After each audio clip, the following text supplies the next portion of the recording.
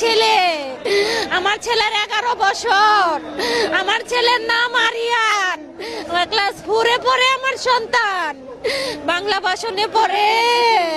আমার ছেলে সারা শোল পুড়ে গেছে,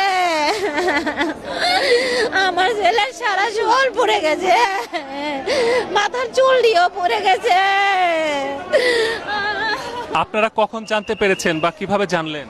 আমরা শুনছি যে স্কুলে আগুন ধরছে পরে আমার জালের ছেলে ও যাইয়া হসপিটালে নিয়েছে, সাথে লুকা ছিল, ওরা সবাই নিয়েছে। আমিও হসপিটালে যাইয়া দেখছি ওরে যে পানি ডালতেছে, খালি পুরা শরীর পুড়ে গেছে, প্যান্ট সহকারে পুড়ে শরীরের সাথে লাগে গেছে।